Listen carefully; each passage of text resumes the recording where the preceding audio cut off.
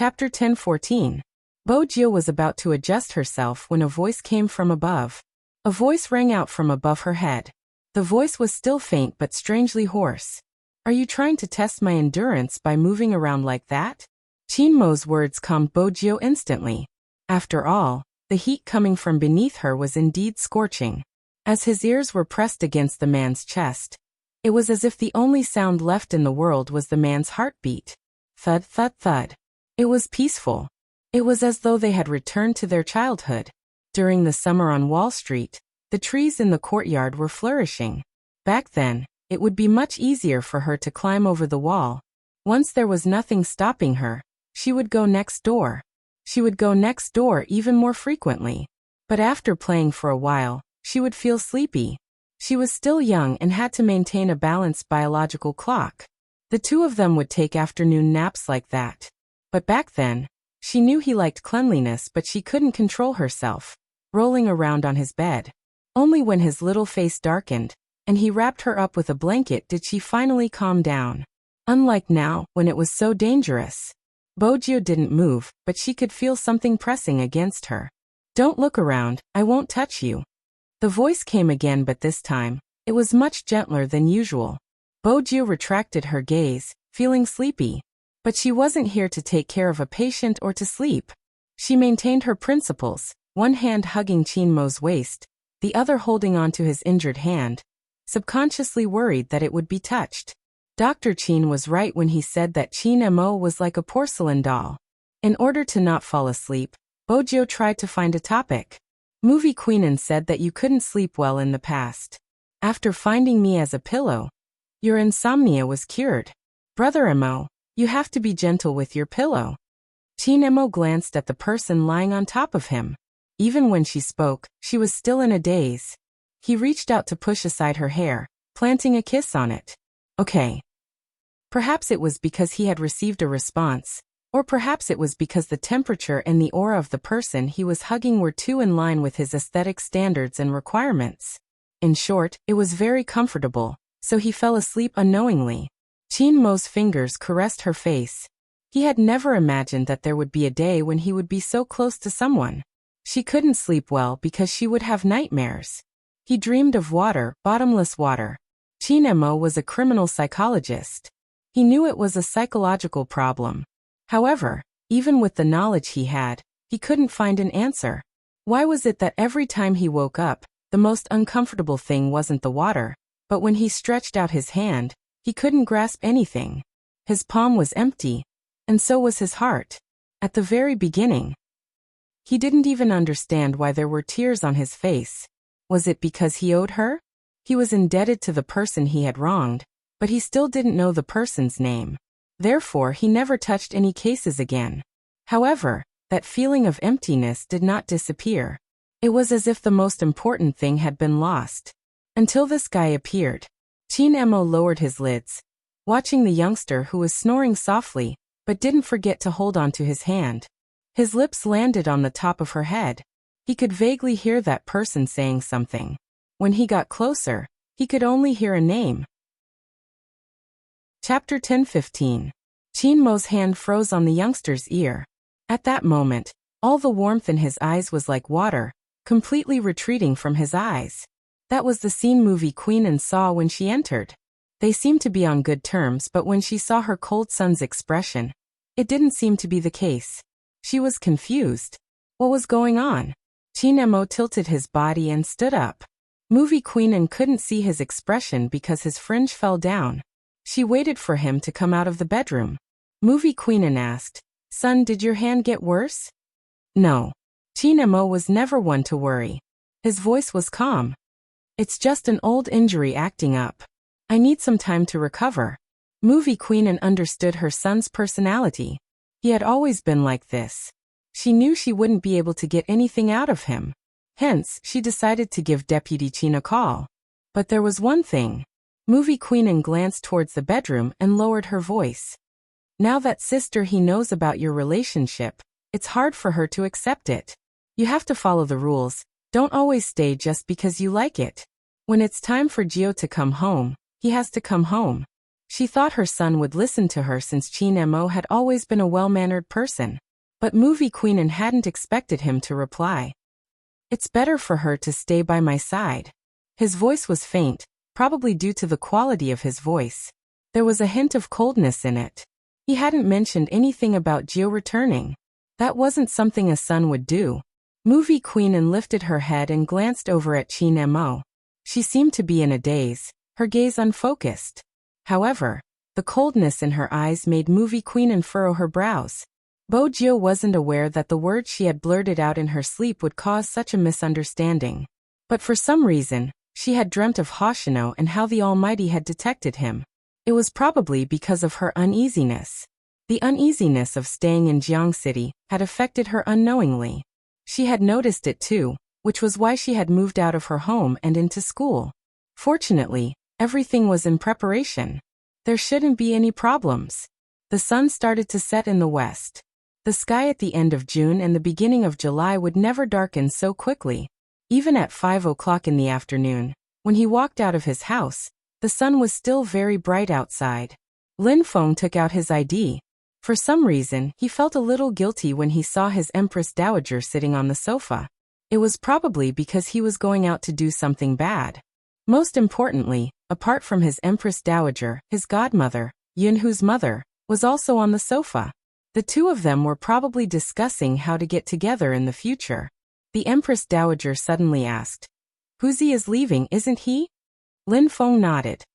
"The paperwork has already been prepared. We're just waiting for him to finish the competition.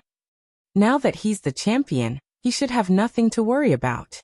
Poor Lin Feng, I guess he will have to play alone in the future." Mrs. Lin smiled and said, "Come to think of it, these two people have never been separated. The two of them have been good brothers since childhood. They won't be estranged from each other.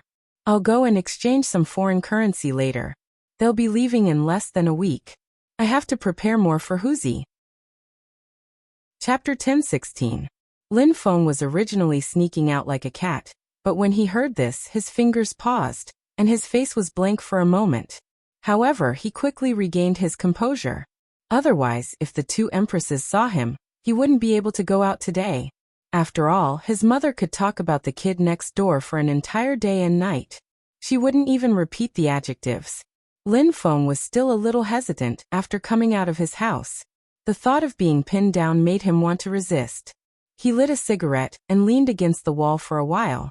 Then he thought of something and looked it up on the internet. He typed, "What should a man do for the first time?" Damn, what's this? Why are they all selling medicine? Lin Feng scrolled down the page and complained.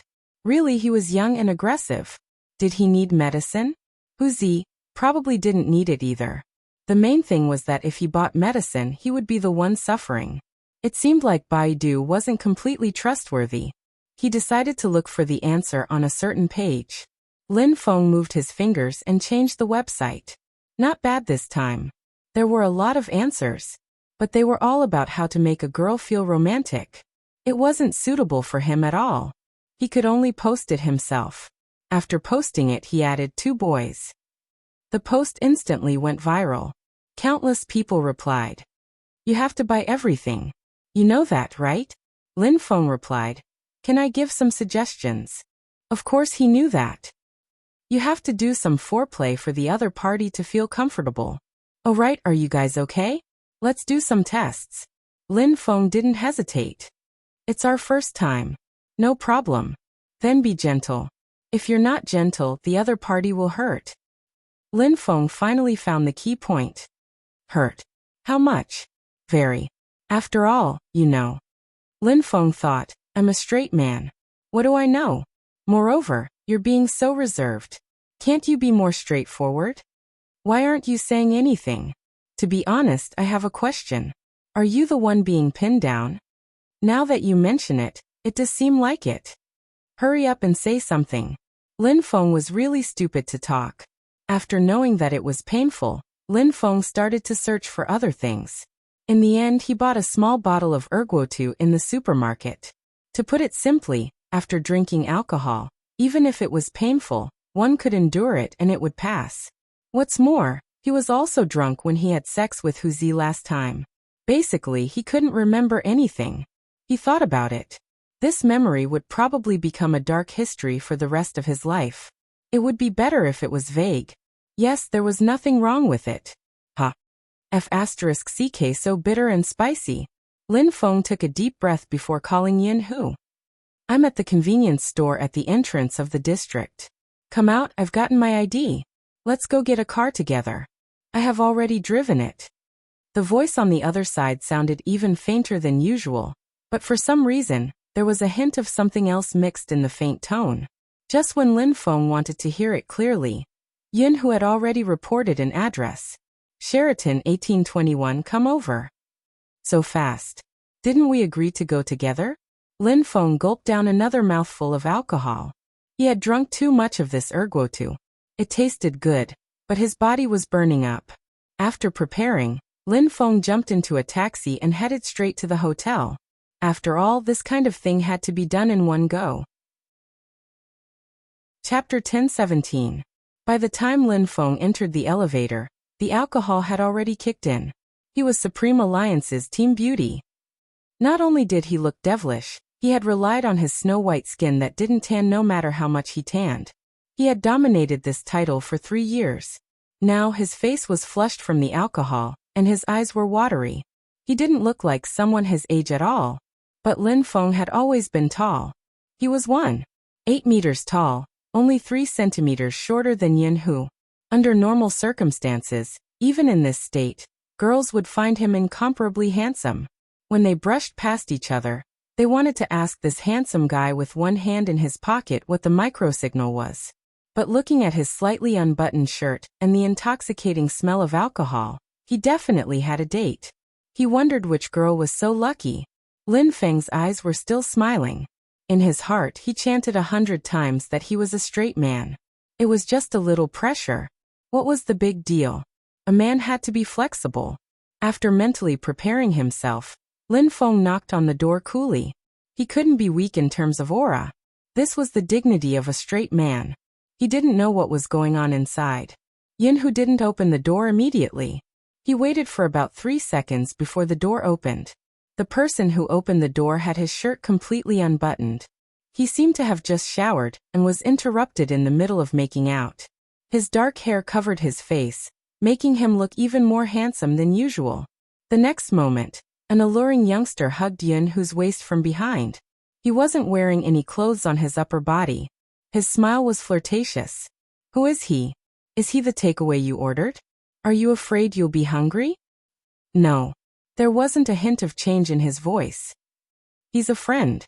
The youngster chuckled lightly. Hurry up and send him away. You can chat another day. Go in first. Yin Hu reached out and pulled him away. He took a step forward, pushing Lin Feng with one hand and closing the door with the other. Lin Feng didn't know if it was because he had drunk too much, but his temples started to hurt. Everything seemed a little unreal. Who the fuck? Explain what's going on right now. Yin Hu tilted his head and lit a cigarette, holding it between his fingers. His tone was calm. I've thought about it. Since you aren't willing, there's no point in forcing you. I'm gay and I can't be straight. He has liked me for a long time. Compared to liking someone else, it seems easier to be liked. In the future, he will be studying abroad and can be my companion. You know, I don't like to fool around. Instead of forcing you, why don't we be brothers? Lin Feng opened his mouth and wanted to say something, but he realized that other than the smell of alcohol, he couldn't say anything. It was as if something was stuck in his throat. The erguotu that he had poured into his stomach was starting to take effect. The burning sensation in his stomach and heart made him want to bend over. However, Lin Feng knew that he couldn't make himself look too pathetic at this moment.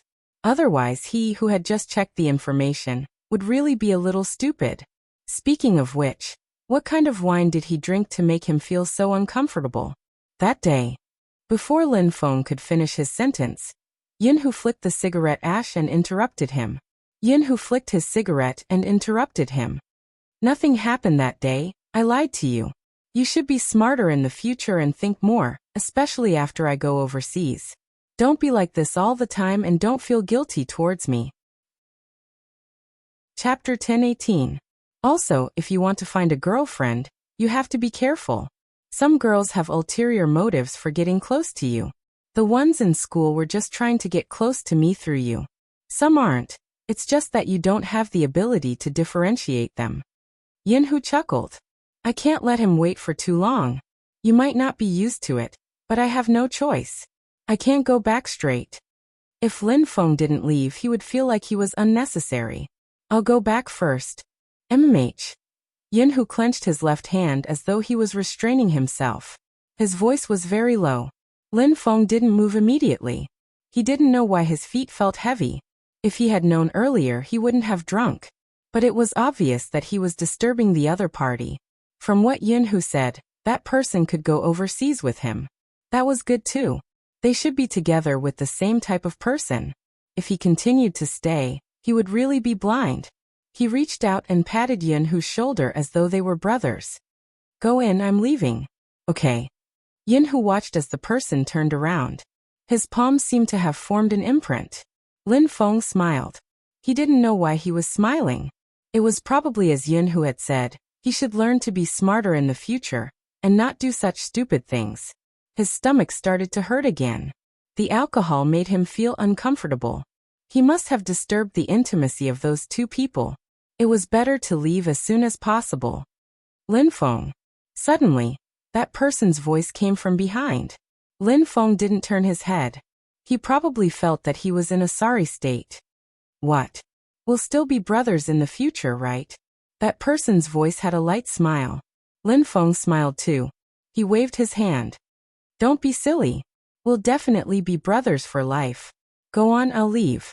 Actually, Lin Feng had long felt that Yinhu would fall for him. From a certain perspective, it was because they had grown up together. They were already familiar with each other's existence. That was why when Yinhu had his first awakening of love, he felt that he had fallen for him. Now he was sure of it. Fortunately, he didn't fall head first. There was one thing that Yinhu was right about. He really didn't have the ability to discern what some people said. It was a simple I like you, and he took it seriously. Heh, Lin Feng pressed the elevator button. After he walked in, he gradually bent down. The burning sensation in his stomach forced him to hold the elevator with one hand. But even so, it felt better than standing there. It was quite silly. In the future, if anyone said that drinking wine could make people complacent, he would take the wine bottle and chisel them. He probably ran out of energy in the end. With his back against the smooth surface of the elevator, he just sat there. Lin Feng was rather rational. He knew he shouldn't create trouble for Feng Yi. After all, Supreme Alliance had just won the National League. If the media photographed him drunk in the hotel elevator, he didn't know what they would write about him. He took out his phone, intending to call Little Spade, and ask her to pick him up. But when Lin Feng took out his phone, he suddenly froze. There was a drop of water on the screen. The water running down his face. Lin Feng suddenly trembled, and his eyes began to waver. For a very, very long time, he could not get through to that phone number. Chapter 1019. Lin Feng's departure seemed to have sapped all the energy in Yinhu's body. He held it in for a long time. His palms were red from clenching so tightly that he didn't rush over. He didn't want to crush that person once and crush all the feelings he had for so many years. He also didn't want to be treated like a stranger after returning to China. That was good. Even if one day, he really appeared at his wedding as the best man. At the very least, he could still drink for that person many years later. His heart felt like it was being torn apart. Even when he breathed, he felt weak. When the youngster pushed the door open and walked out, he saw the man in this state. That handsome face was pale. It didn't look like he had just found him. Why aren't you coming in? The bewitching youngster licked his lips. Honestly, you liked that person just now, right? But he looks like a straight man. Even though he looks good, it's obvious that he isn't on the same path as us. Yinhu seemed to have just realized that there was someone there. He reached out to close the door and walked in. As he walked, he fastened his shirt and said in a cold tone, "You can leave."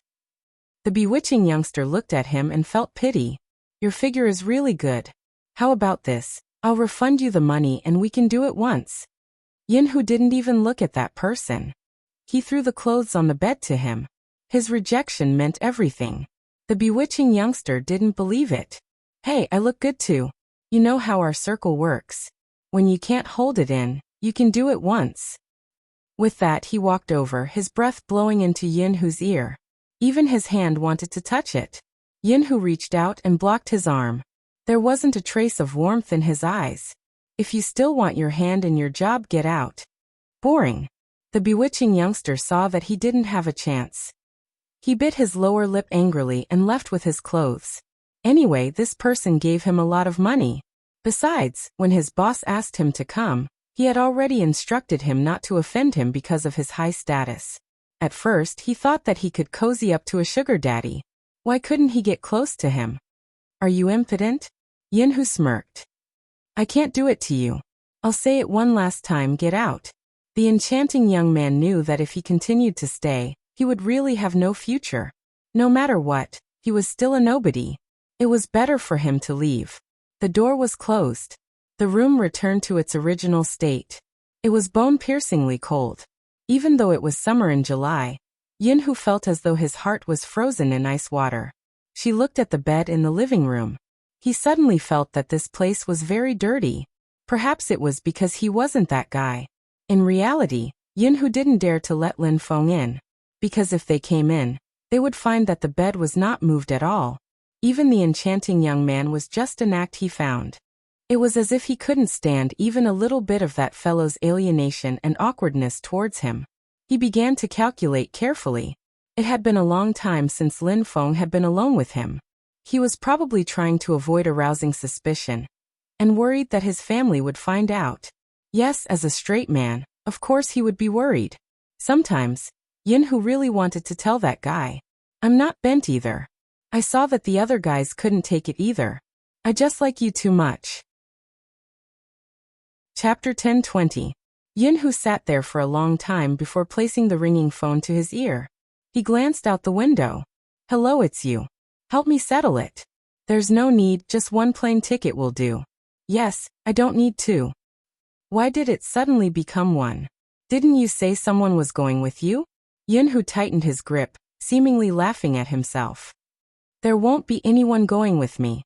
After today, that person wouldn't be embarrassed anymore. Similarly, there wouldn't be any possibility in front of him. He understood. That person said he was naive and sweet, but there were some things he didn't care about. It was strange too. How could a boy be like that? Ever since he was young, he had always said that he would marry a girl and treat her well. These days, girls didn't have a sense of security. If he liked someone, he would only choose that person and treat her well for the rest of his life. When Lin Feng said this, there were other people around. Everyone burst into laughter, but the meaning behind it was unclear. Only he sat at the side, envious of the person he would like. Once he chose her, he would treat her well for the rest of his life. This sentence sounded so good. It was a pity that he would never be that person. Lin Feng, who was so clean and pure, would not accept his current behavior. Yinhu glanced down, reaching out to cover his expression. The person on the other end asked, What's wrong with your voice? Why does it sound so weird? Are you feeling unwell? Yinhu. There was no reply. The person on the other end froze. Then he exclaimed in shock. Yinhu, are you crying? How is that possible? Yinhu laughed. When his thin lips curved up, there was a trace at the corner of his lips. His voice was hoarse. Why would I cry? You're thinking too much. I'm hanging up, Ka. The phone was locked and the screen dimmed. His pitch-black eyes dimmed along with it. Time trickled by. Outside the hotel, Lin Feng didn't call Little Spade. There were some things that he had to solve himself. Otherwise, he would be a coward. Besides, if Little Spade asked him why his stomach hurt, he couldn't possibly tell him that he had fed himself a bottle of ergotu in order to send himself to Yinhu's mouth. In the end, it didn't work. It was embarrassing, wasn't it? Besides, he had to go home. He couldn't let the Empress Dowager do it herself. Sitting in a taxi, he felt dizzy the entire way. The master was a nice person. He kept advising him. You youngsters, you drink so much when you're heartbroken. Drink less in the future. Think about your parents, it's not a big deal. Okay, Lin Feng replied as he looked out of the window. The driver glanced sideways at the person sitting next to him. He felt that the other party was exceptionally obedient, so he even adjusted the temperature of the air conditioner. Lin Feng might not have many good points, but there was one thing he had always done. He would not show any emotion in front of his mother.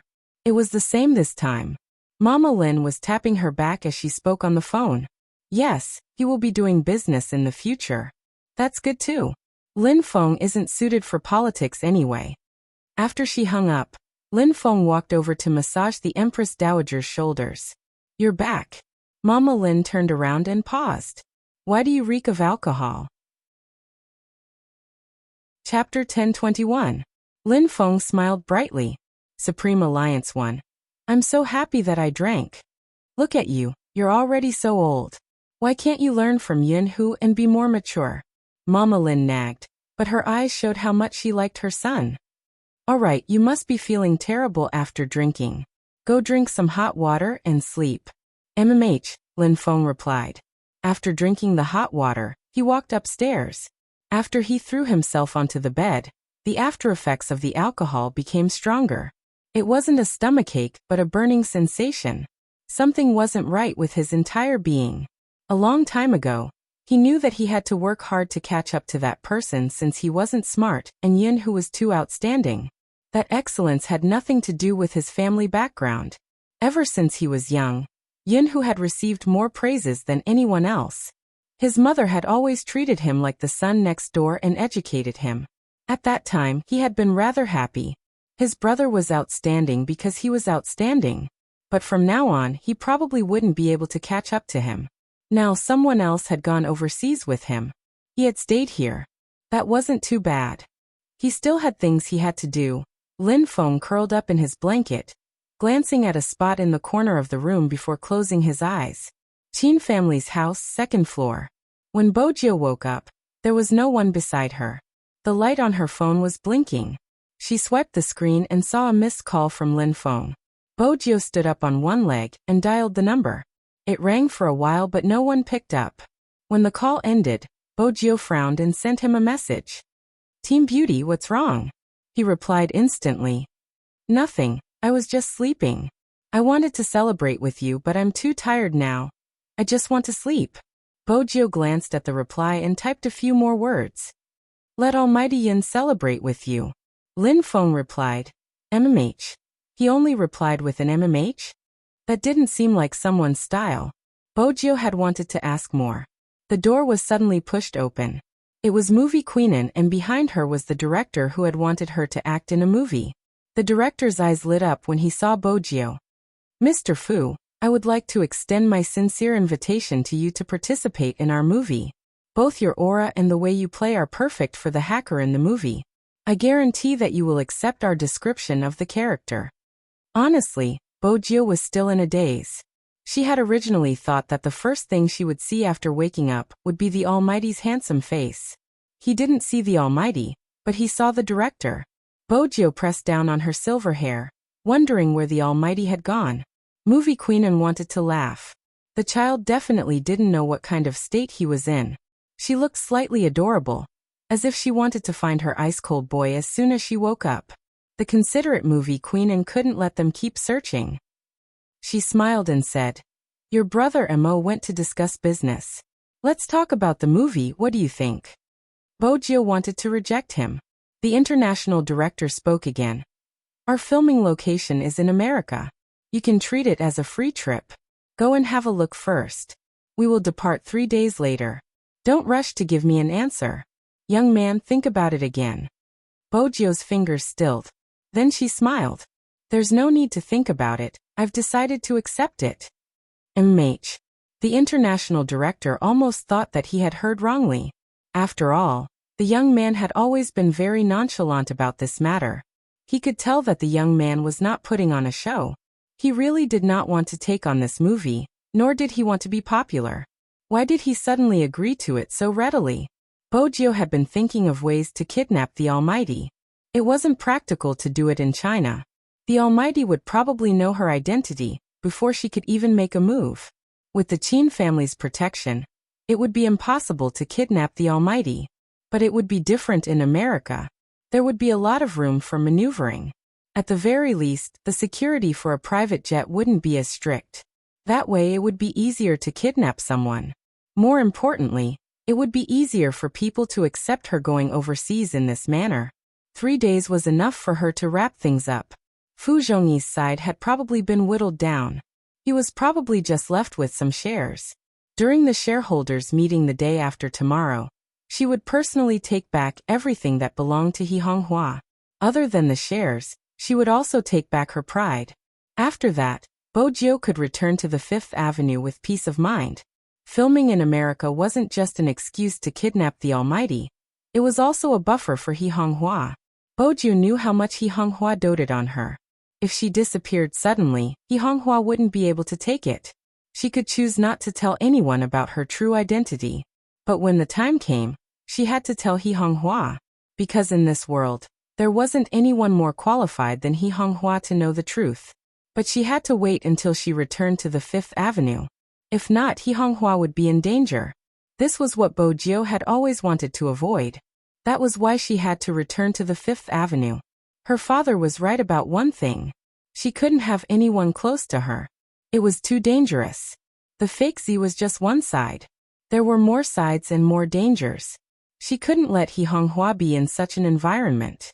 It wasn't just He Honghua. There was also Feng Shang, Yao Yao, Uncle Yin Lin Feng, and Almighty Yun. Everyone who was related to her. Once her identity was exposed and the fake Z found out about her existence, the people around her might not be able to protect themselves. She had to catch the fake Z. But the battlefield wasn't here. It was somewhere else. Before that, it was important to plan properly. She had to kidnap the Almighty and treat his hand. Where's the script? Bo Jiu smiled. If it's a hacker movie, I'm interested. The international director relaxed. Come, I'll send it to you. Take a look really. Trust me, after this movie is completed, I'll definitely make you the Prince Charming of the nation. Bo Jiu caressed her nose and didn't reply. After all, she had never imagined that she would be filming in her lifetime. I don't have any acting skills, I won't have a lot of scenes, right? The international director, who had wanted to add scenes for the youngster, felt a little upset. No, but who said you don't have acting skills? The commercial you filmed was really good. Trust me, you will definitely be popular in the future. Chapter 1022. Listen to me, it's like this. The international director was really a drama addict. He started to speak in English when he was agitated. In the end, he seemed to have realized something, turning towards Bo Jiu. I forgot to speak in Chinese. Let me repeat myself. Bo Jiu. Movie queen uncovered her mouth and giggled. After all, Jiu's helpless expression of wanting to say something was too cute. She really wanted to reach out and pinch that fair and clean little face. Why couldn't he be her son? But it didn't matter. He would be considered part of her family once she married him. But she was worried about Mo. She had never seen her son so stubborn towards anyone. She wasn't sure if it was a good or bad thing. Outside the window, the night deepened by several degrees. In the study room of the Qin family's house, Qin Mo's gaze was so deep that there wasn't any warmth in it. You're saying that she has been preparing to leave the country recently? Yes, young master. The Special Forces soldier scrolled through the information on the computer, his voice deep. Besides, I realized that young Master Jiu is very smart. Even though he is a high school student, and seems to be playing esports on the surface, he is involved in many things. Even Fu Zhongyi, his father, was plotted against. Qin Mo's tone was calm. Taking back what was stolen is a courageous act. Fu Zhongyi deserves to be plotted against. The Special Forces soldier. Cough, cough. How could he have forgotten that his young master was obsessed with a certain youngster? He should have phrased his words better. Young Master Jiu's father isn't a good person. He even prepared some scandals regarding young Master Jiu to be exposed during the shareholders' meeting, so that he can hold the company in his hands. Qin Mo tapped his fingers on the table. What scandals? Photos of young Master Jiu confessing to a man. The Special Forces soldier didn't want to talk about this since his boss wasn't in a good mood. As expected, the sound of a lighter came from the other end, followed by a cold voice. Who provided these photos? Invite them out for a chat. The Special Forces soldier knew that a chat with a young master wouldn't be friendly. What else did you find? Chin Mo wanted to smoke, but just as he was about to light it, he seemed to have recalled something. He frowned, tossing the silver lighter onto the table. The Special Forces soldier didn't understand. What else? No more. Chin Mo glanced up. Is she in contact with Hoshino? No. After all, from the start, Boss had said this was the most important direction of investigation. The two of them don't seem to be related. No, it doesn't matter. The better they hid it, the more it meant that their relationship was not shallow. Hoshino should be the childhood sweetheart the guy mentioned. Chin Mo had never cared so much about their childhood interactions. Especially when that guy was sleeping, he was still muttering the other party's name. Chin Mo's fingers froze, his gaze cold. Why is she preparing to leave the country? I've looked into it. Strangely, young Master Gio's mother didn't seem to know that young Master Gio was planning to go abroad. The last sentence was something the Special Forces soldier didn't say easily. Suddenly, Chin Mo's eyes darkened. Are you saying that even He Honghua doesn't know? Yes. The Special Forces soldier looked at the information again. Chin Mo's voice was deeper and colder than before.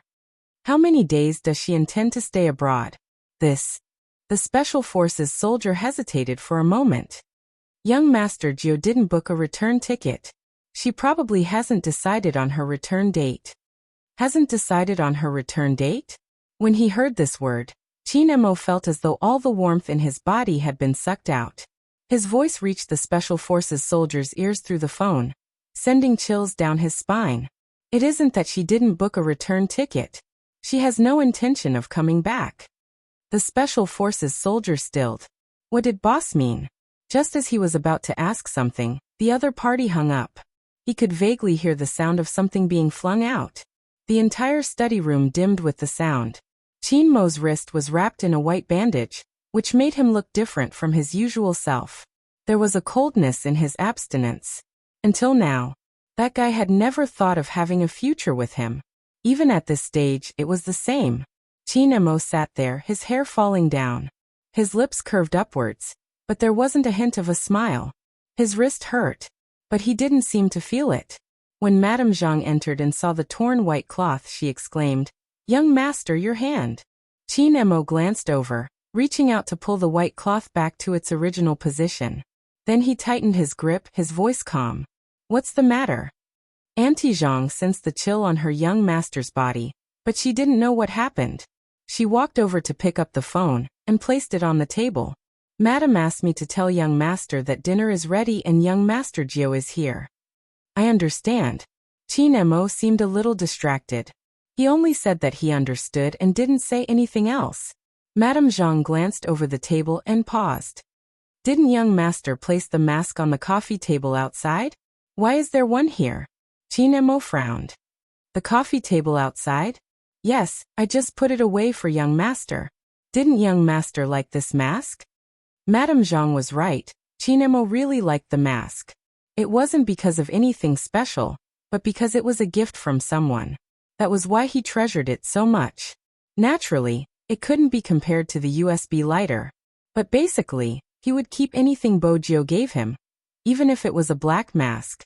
But Chin Mo remembered clearly that the mask had always been in his study room.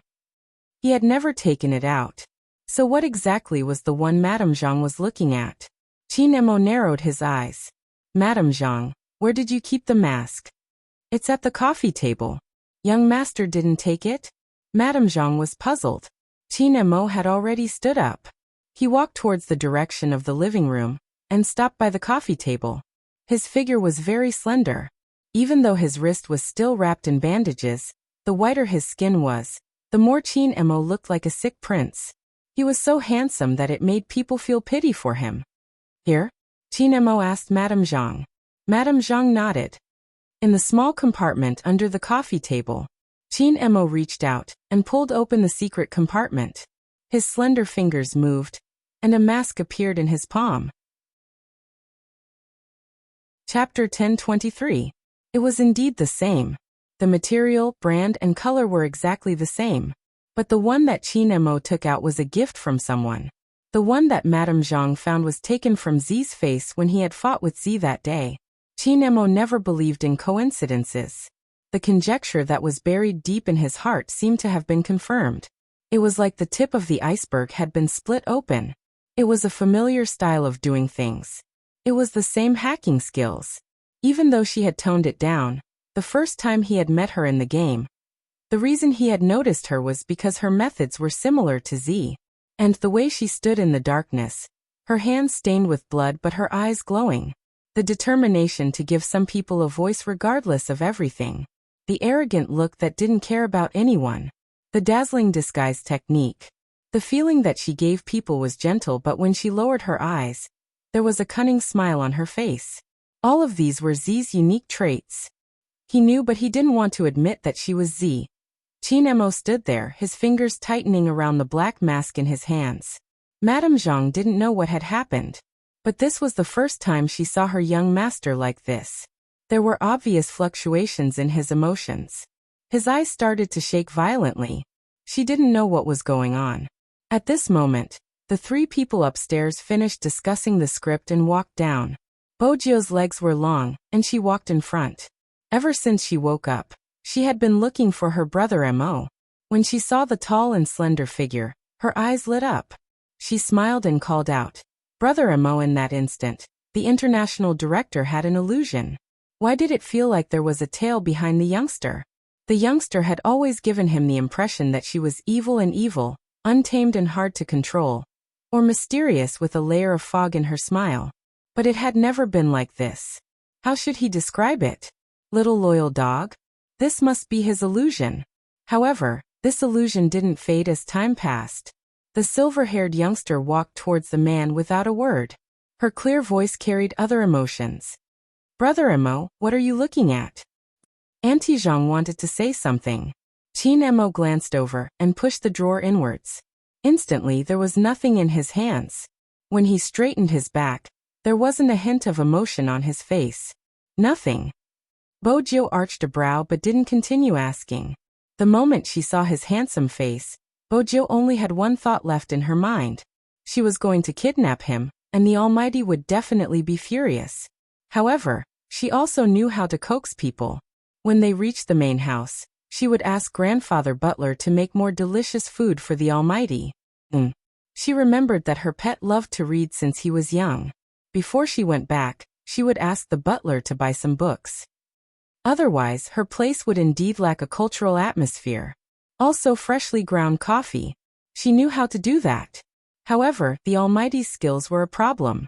In order to avoid any unpleasantness between the two people, she had to prepare some medicine.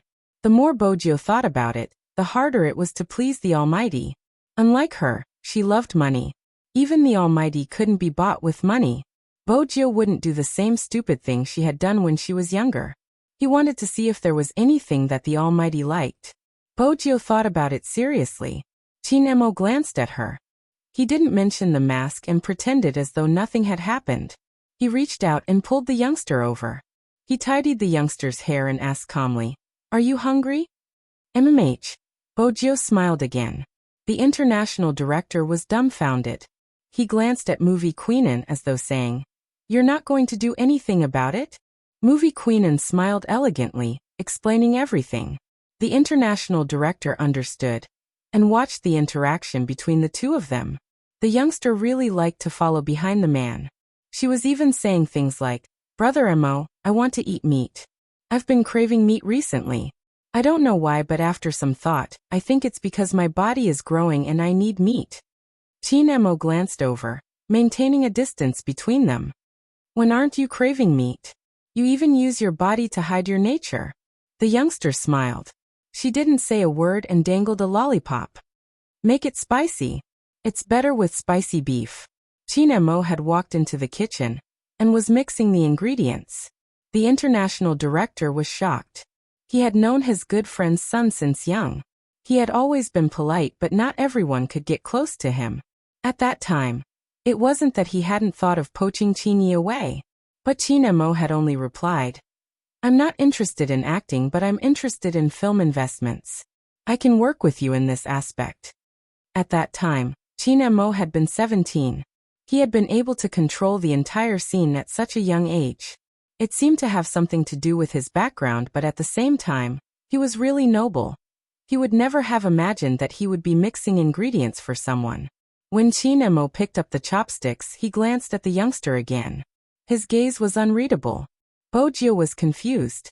She blinked, the tear mole at the corner of her eye glowing brightly. Chin Mo dipped the chopsticks into the seasoning in the wooden bowl and brought it to the youngster's lips naturally. Bojio leaned over and tasted it. She narrowed her eyes like a cat. Delicious. But after saying that, Bojio realized that the way she was holding on to the Almighty's wrist and tasting his food seemed a little too intimate. She paused and turned towards Movie Queen and the director had already sat down and were chatting. They probably weren't paying attention to them. Bojio took a second bite. She couldn't waste it. Chin Mo watched as the youngster stuck her tongue out, his gaze deepening. But this time he didn't do anything. He placed the bowl down and rejected the intimacy. His voice was calm. I'm going to make a call. Eat first, don't eat meat all the time. I'll get Madame Zhang to keep an eye on you. If you don't have any vegetables, do another physics test. Bojio. The Almighty always used physics to threaten her. It wasn't cute. Forget it. The Almighty was handsome, and everything he said was right.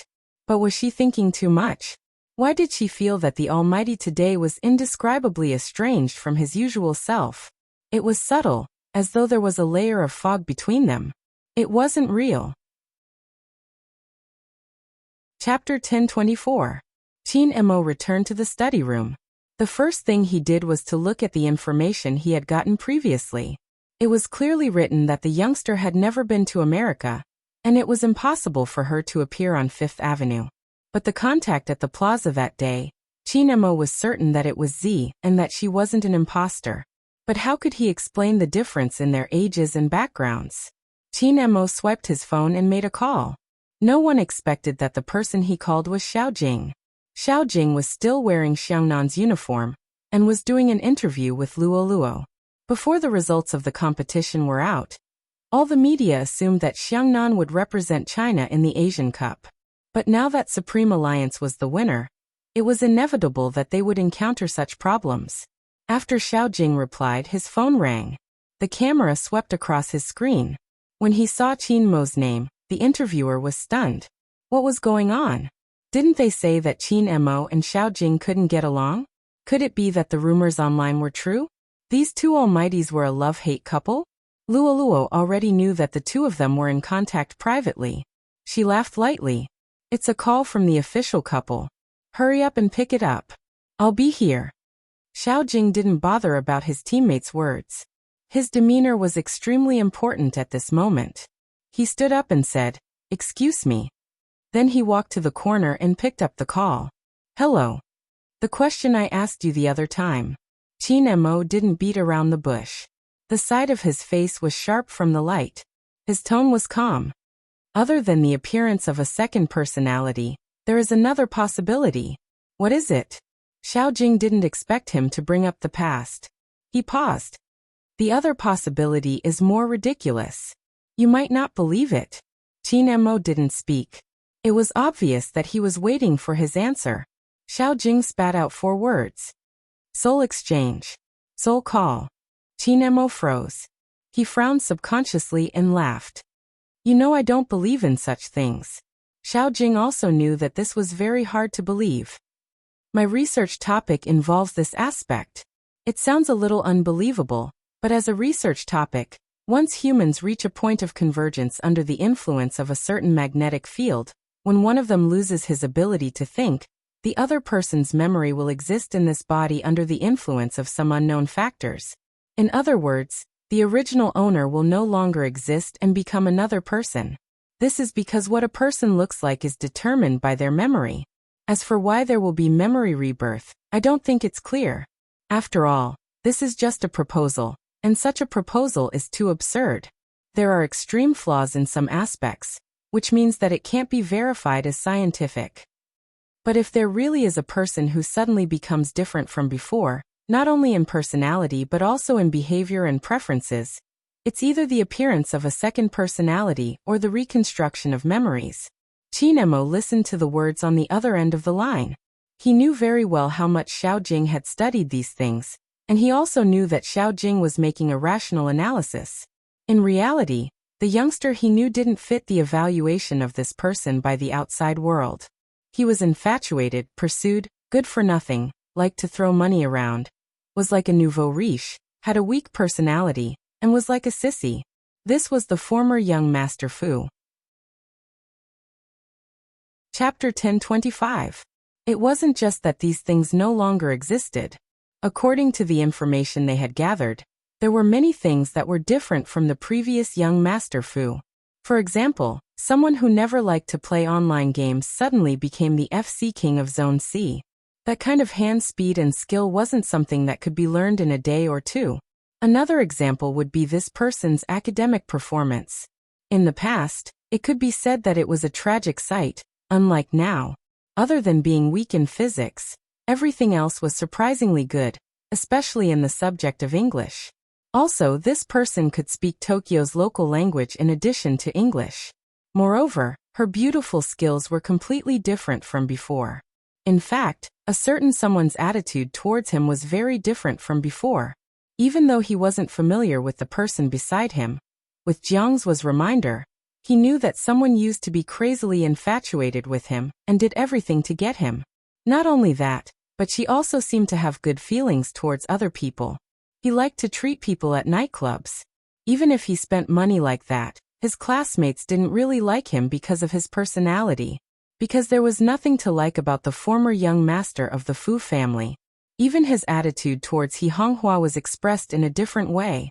There was a business gathering. From afar, she could see that the young master of the Fu family saying nasty words in front of so many people. He was despising He Honghua, causing her to be unable to even lift her head. The current person. When he treated He Honghua, he was extremely gentle. Soul exchange? Qin Mo's eyes dimmed and he said, I understand, I owe you a favor this time. As for what we said today, keep it a secret. You're welcome. Invest more money in my research project. Xiao Jing's tone didn't change at all. Of course, young Master Xiao didn't lack money. MMH. Qin Emo replied and didn't say anything else. Xiao Jing added, Supreme Alliance has to compete in the Asian Cup. How's your hand?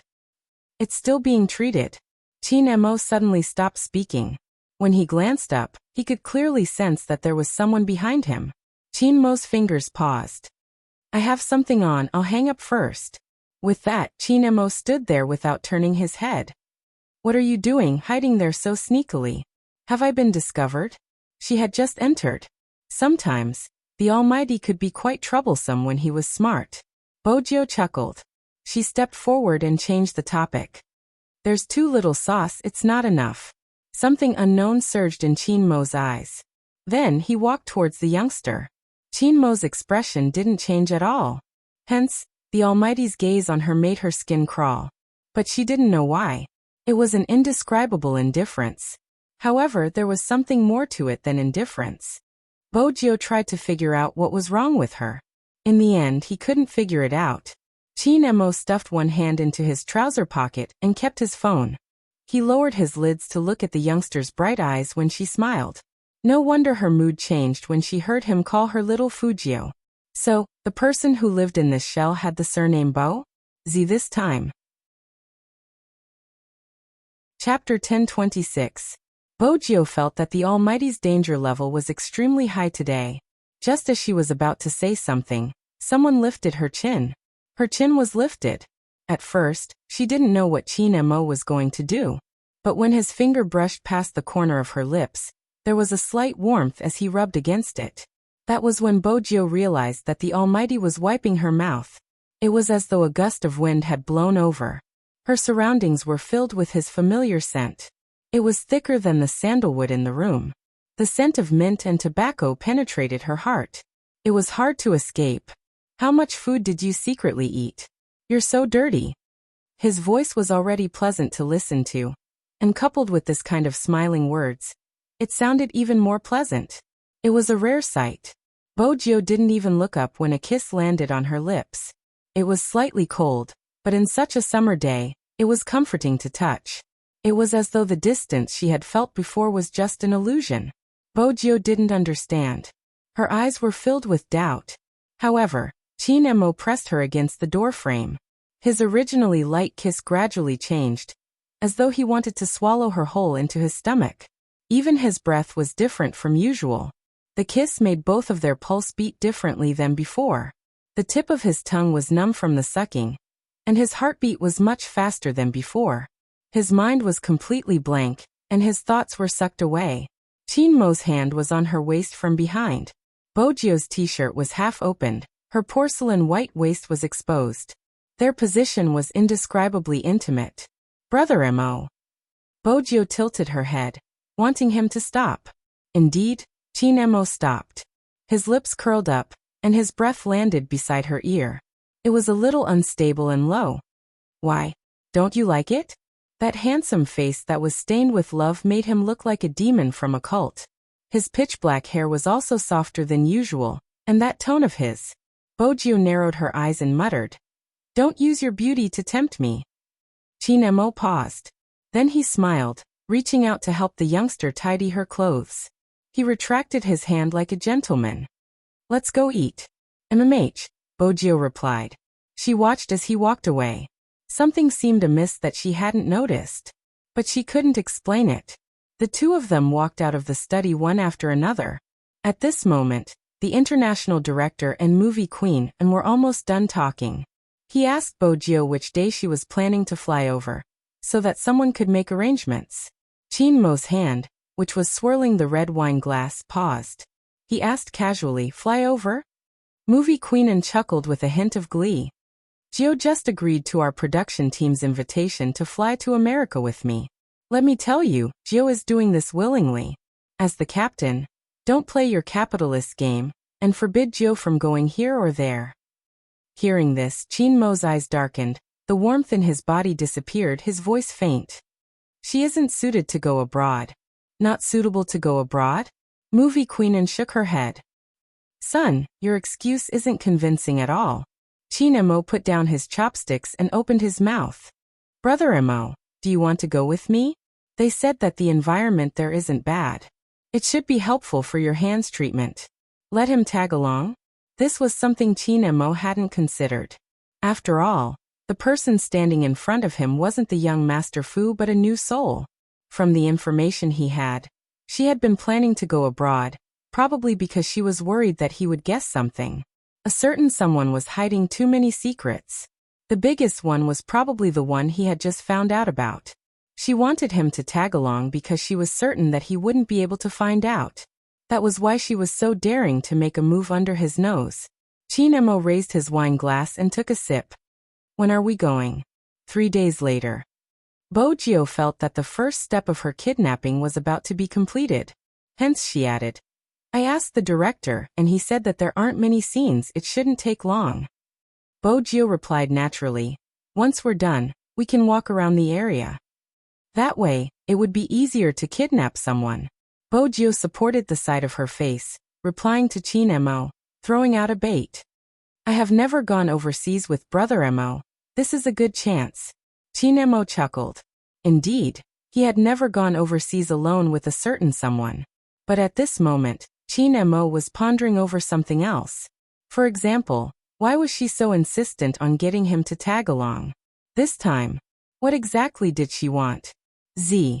Chin Mo's long fingers tapped against the edge of the glass, seemingly in deep thought. After a moment he replied, "All right." He watched as Bojo's eyes lit up, like a little fox that had succeeded in her scheme. His lips lifted. "But I have a condition." She had to pay a price to kidnap the Almighty. Bojo understood this logic. She held her chin and smiled lazily. "Brother Mo, tell me, what is it? You have to stay at my place for the 3 days before you leave." Chin Mo watched her. Bojo paused. This was a difficult request. If she stayed here, it wouldn't be easy to contact Hoshino. However, it was not that there was no solution. Tomorrow was the Fu Group shareholders meeting. The Almighty wouldn't be suspicious if she went out. When she realized that Movie Queen and the others were looking at her, Bojo seemed to remember something. When she agreed, she added, "Brother Mo's hand isn't convenient." Do you want me to be a free nurse? Sure. Chinemo knew why Bojio had said that. He swept the youngster a glance. A nurse who sleeps by herself and doesn't care about the patient? I just got started, I'll get better in the future. Bojio laughed heartily, not forgetting to lower her head to eat the rice in her bowl.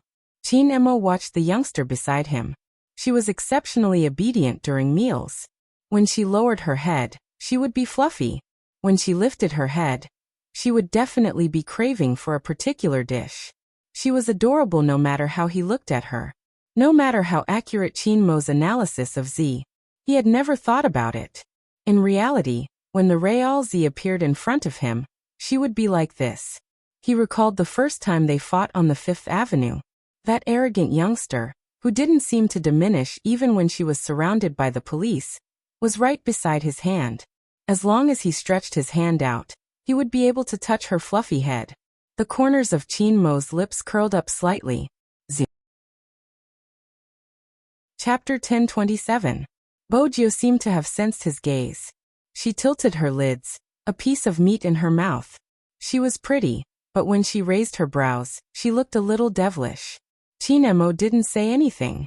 He watched as she ate until her hands were full. His eyes glanced at the salt and pepper prawns on the table.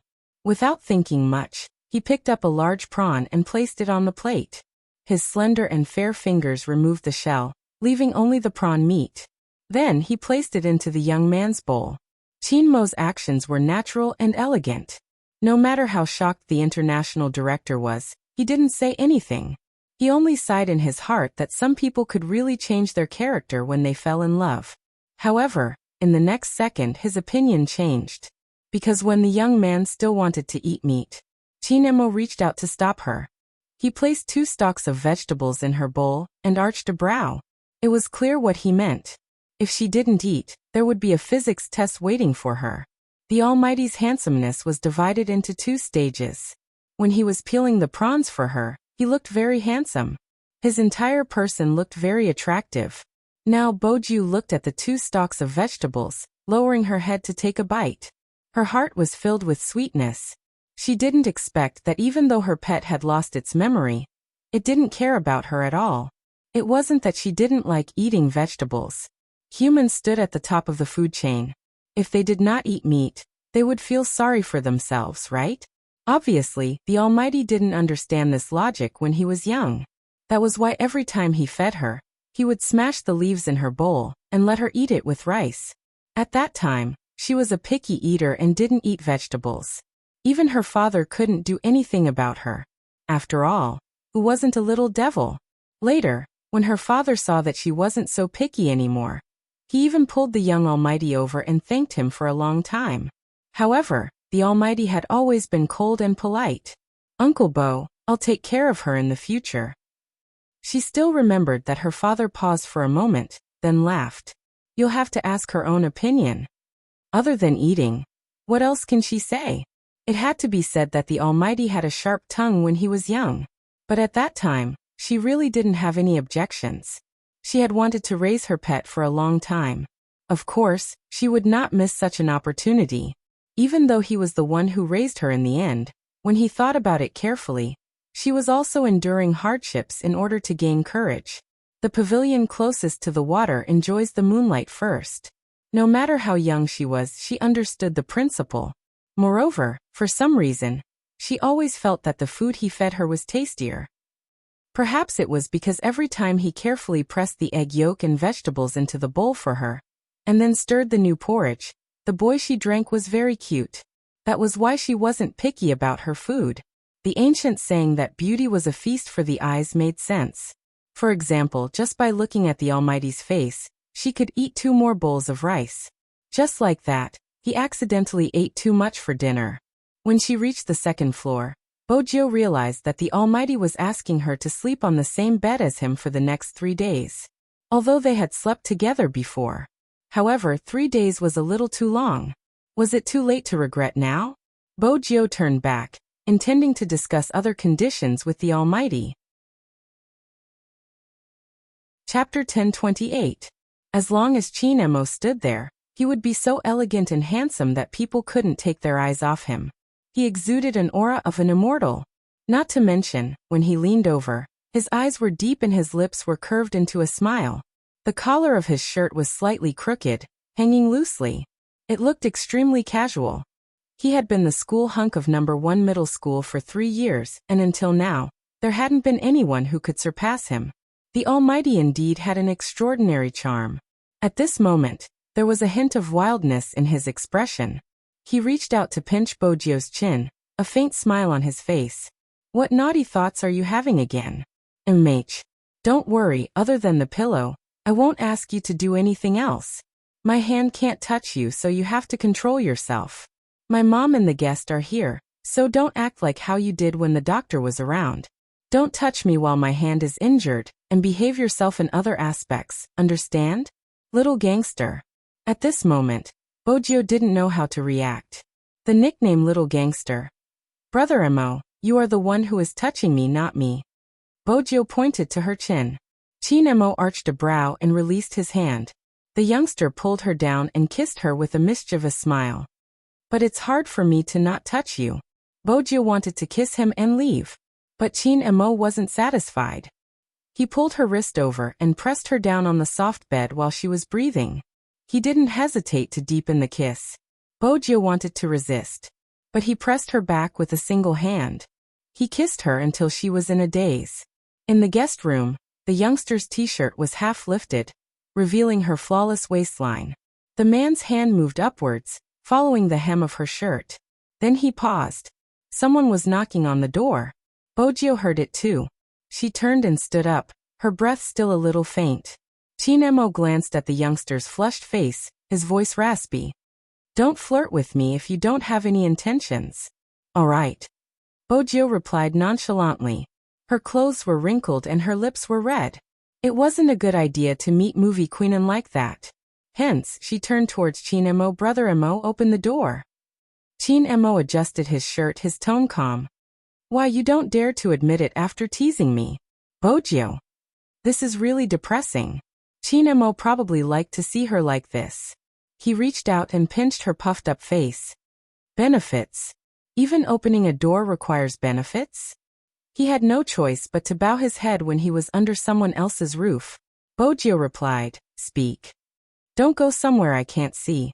Suddenly, Chin Mo let go of her face, his tone emotionless. Bojio couldn't react in time. I'm here. I have to apply medicine for Brother Mo later. Where else can I go? Chin Mo glanced at the fair and tender youngster, his lips lifting into a smile. That's true, let's change it. You'll be the one reading the bedtime story tonight. That's it. Bojio didn't believe it was that simple since the Almighty wasn't simple with her. Chin Mo asked leisurely, why? You want to provide a special service. That gaze. Bojio was helpless. I'll go pick a book. I'll pick one. You can go to the bathroom. Chin Mo stuffed a hand into his pocket, preparing to take a step. Bojio tugged onto his sleeve. Let's go to the bathroom? Wash up and hide for a while. Chin Mo glanced over, his tone indiscernible. Didn't you want others to know about our relationship? Anyone can tell from your expression. Bojio paused. She wasn't sure if the Almighty was angry. She hugged the pajamas that he threw at her and walked into the bathroom. She could vaguely hear the sound of the Almighty opening the door and movie Queen Anne's smile. Where's Gio? Bathing. Chin Mo replied naturally. Movie Queen Anne asked. Do you need to arrange a room for Gio? She'll sleep in another room. It's inconvenient for me to sleep at night due to the pain in my hand. Chin Mo's voice sounds like it's true. Movie Queen Anne thought about it and didn't say anything else. She watched her son's face with a playful expression. It's rare for you to agree to Gio's acting. She had assumed her son would be a problem. Chin Mo chuckled, not saying anything. He wasn't agreeing to her acting. He just wanted to see what she was up to for her to go through so much trouble. All right, I won't disturb your rest. I still have to attend a ball with the director. Movie Queen Anne was elated since she was finally going to film with Gio. She reminded her son of certain things before boarding the commercial car. When Bojio came out of the shower, Movie Queen Anne was already gone. This meant that other than Madame Zhang, she and Chin Mo were the only ones left. The youngster's skin was pale, probably because of the mosquito bites during dinner. After the shower, she couldn't help but reach out to scratch it. The left side of her face was red. Chinemo frowned. He placed his phone down, his voice calm. Come over. Bojio was still drying her hair. She walked over with a pure white towel on her head, looking no different from a high school student. She calculated her age. Someone's age should be the same as hers. Chapter 1029. Her superb camouflage technique was not in vain. However, in this world he should be the only one who knew. Z at some point was like a child. The corners of Chinmo's lips curled up into a faint smile. Bojio didn't understand. She walked over and stood beside the bed, watching the Almighty. Chinemo reached out and pulled her over. His fingertips slid across her blushing face. What's going on? I was bitten by a mosquito. Bojio wanted to scratch him again. Chinemo blocked the youngster's actions and took out a small bottle of medicine from the drawer beside him. Bojio had never seen the medicine before, but it smelled nice. It didn't seem like Western medicine but Chinese medicine. Chinemo dipped a little and was about to use it on her face. Bojio glanced at the Almighty's overly long lashes and felt a chill on her face. Then she felt a comforting pinch, and the area where she had been bitten wasn't as itchy anymore. Bojio yawned, wanting to hug him to sleep. This kind of opportunity was hard to come by. After all, the Almighty was only using one hand. Chinemo pushed the youngster away, his tone calm. What are you doing, little gangster? Brother Emo, didn't you ask me to sleep with you? I wanted to be your pillow. Bojio's words were always laced with mischief. Her face was indeed ravishing, her silver hair messy and slightly damp. When she lifted her lips into a smile, her handsomeness made one's heart race. It might work on the girl, but it might not work on Chinemo. Chinemo reached out to cover the bottle and glanced at Bojio. Did you forget something? Didn't you just apply the medicine? Bojio glanced down, her gaze landing on the white bandaged wrist. Does it hurt? Chinemo flicked her forehead. It doesn't hurt. You're in charge of reading a bedtime story today. Have you forgotten? She really didn't take it to heart. She knew that her pet liked to read before going to bed, but he used to read to her. She had never read to him. Oh yes, once. When the Almighty asked her to read the novels in the Fu family's villa. It was a dark history for her, and she didn't want to recall it. But it should be different this time. Since it was the Almighty who picked the book, the style should be online. Which one? Bojio started to lift the blanket seriously. Chinemo arched a brow at the youngster's actions. Before he could reply, Bojio opened her mouth. Studying doesn't affect me as a pillow. I can hug you while reading. When Chinemo heard that, he felt a little playful, even though the little gangster didn't call out again.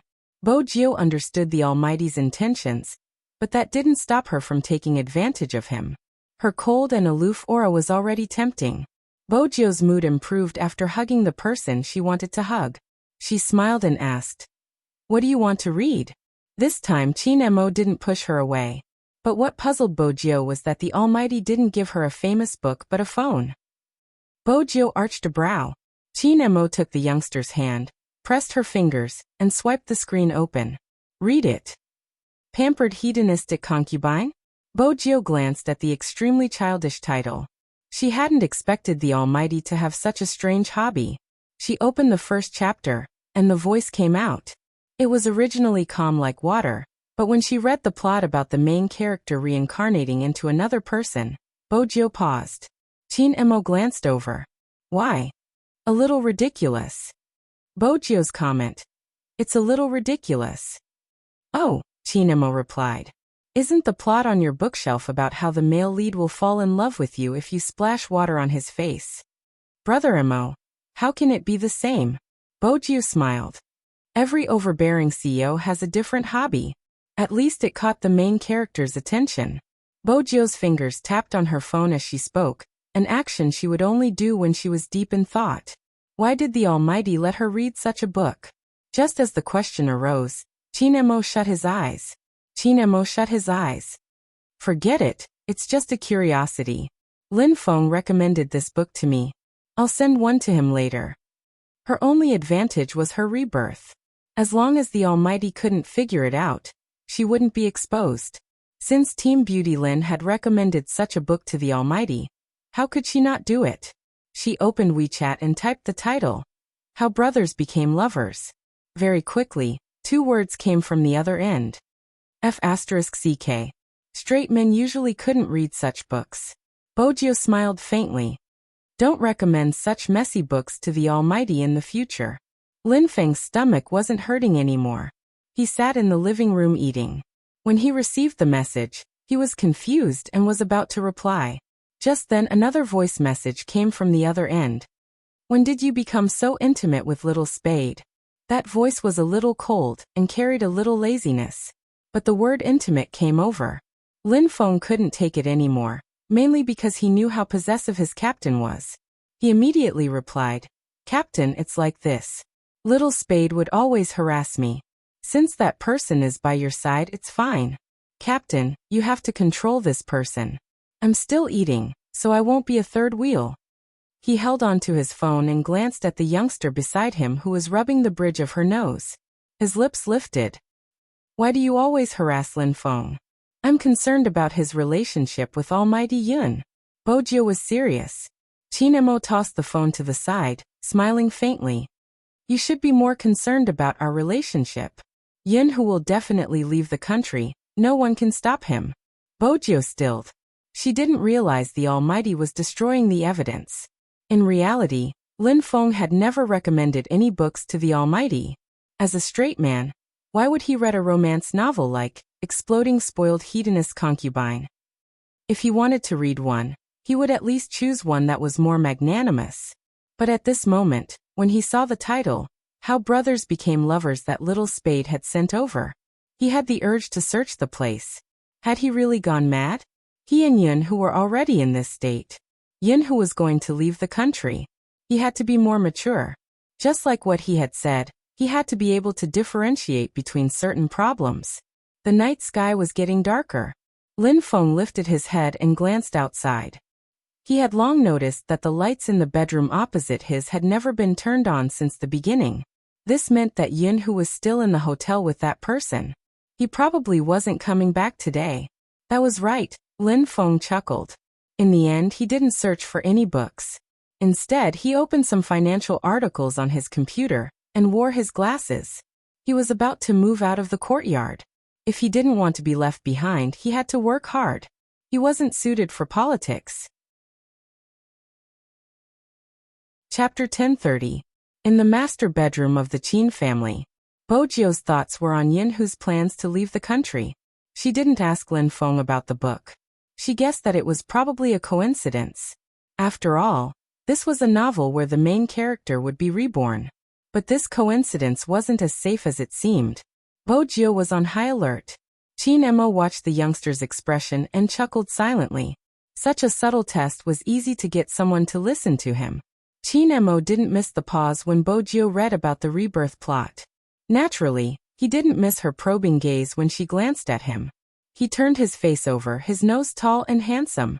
Why do you keep looking at me like that? Do you want me to do something? It was rare that Bojio didn't tease him. Instead, she hugged his waist and changed the topic. Brother Mo, what did you mean when you said Almighty Yin was going to leave the country? He's going alone? Qin Mo watched the youngster's eyes. He didn't ask if she was preparing to leave the country alone. Instead, he replied faintly, MH. Bojio arched a brow. I thought they would be together no matter what. She was used to seeing the two of them being inseparable. Moreover, it was rare to see brothers who had been together since they were young. Even after they entered university, they were still in the same dormitory. Bojio had always felt that it was just a matter of time before they got together. She hadn't expected such an outcome. But in certain aspects she understood Lin Feng well. Lin Feng was really a straight man, the straight and honest kind. But he wasn't naive. He was much more than what he looked like on the surface. Some people were only suited to be brothers and not lovers. He couldn't take that step because of his family's concerns and uncertainty. An ordinary boyfriend and girlfriend could break up easily. But for childhood friends, once they started dating, they would have to think about many things. Besides, Lin Feng couldn't accept a boy, because he had the strongest sense of family amongst the members of Supreme Alliance. even if it didn't seem that way. But from the way he handled things, it was clear what he was thinking. He cared about his parents far more than himself. It wasn't easy for such a person to turn gay. But Bojio never expected Yun Hu to be the first to give up. From Bojio's point of view, Lin Feng treated Yun Hu much better than the fans thought. What a pity. Bojio shook her head but was stopped by Qin Mo. He arched a brow. You're not sleeping? Sleep. Bojio smiled, hugging his waist once more. For someone like the Almighty, who had both good looks and a good figure, it wasn't a big deal for him to be a little cold. That was normal. He was always as gentle as water. She felt that the Almighty was doubting her again. But it didn't matter. Once she kidnapped him, everything would be settled. That night, Bojio slept exceptionally well. Qin Mo was the same. Ever since he had a certain someone, he never had nightmares again. When she woke up, she looked down at the youngster who was hugging her waist. What are you trying to do? His voice was low and deep. After he finished speaking, Qin Mo's gaze deepened. Back then when they fought, someone had been helping her the whole time. If it wasn't someone else, he would have known what Z looked like earlier. This time it was the same at the commercial plaza. The man who appeared on the battle axe. If that was the case, everything made sense. Young Master Fu didn't know Hoshino. Because Z was the one who knew Hoshino. Qin Mo glanced at the youngster in his arms, suppressing the anger that was surging out. At this moment, his phone lit up. It was a famous psychologist in the military. I heard from Madam that you're in a relationship. Qin Mo took the phone over and pressed a message. What do you want to say? Just say it. I just want to understand your current psychological state. Qin Mo, you're the expert in this field. If you don't want to, even I can't treat you. But I'm really curious. Why are you interested in a relationship? The psychologist wore a white coat, glancing at the facilities in the military.